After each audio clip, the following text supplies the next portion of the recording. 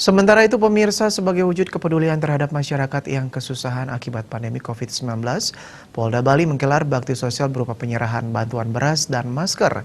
Kegiatan kemanusiaan tersebut menyasar Desa Adat Batih Desa Siakin, Kecamatan Kintamani Bangli. Bakti sosial juga dilakukan dalam rangka penanggulangan COVID-19 demi menciptakan situasi Kamtibnas tetap kondusif.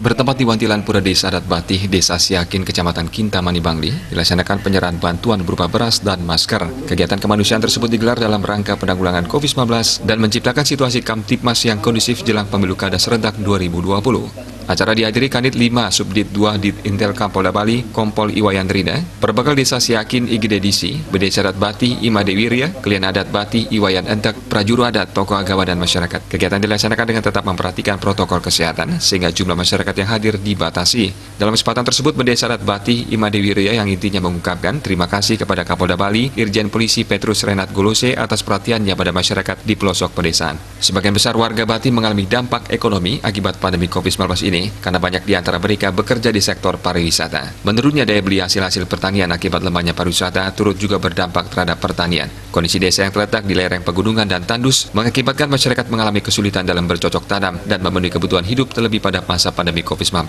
Dalam kesempatan tersebut, seluruh warga desa Batih diimbau mematuhi protokol kesehatan demi mencegah penularan COVID-19. Masyarakat juga diharapkan senantiasa bersinergi dengan aparat keamanan untuk menjaga situasi Kamtibmas tetap kondusif. Sehingga perekonomian warga masyarakat akan bisa. Dan saya sangat-sangat berterima kasih kepada Bapak Kapolda Bali beserta jajaran atas perhatiannya kepada masyarakat kami. Semoga Bapak Kapolda Bali beserta jajaran selalu dilindungi oleh Tuhan Yang Maha Esa di dalam hal melaksanakan tugas-tugas negara sesuai dengan fungsinya masing-masing. Ya. Sementara Kanit 5 Subdit 2 Dit Intelkam Polda Bali, Kompol Iwayan Rina dalam sambutannya mewakili Polda Bali untuk melaksanakan baksos guna bisa membantu masyarakat yang saat ini masih terdampak COVID-19. Seluruh masyarakat juga kembali dihimbau untuk disiplin menaati protokol kesehatan, mengingat semakin meningkatnya kasus COVID-19 di Bali.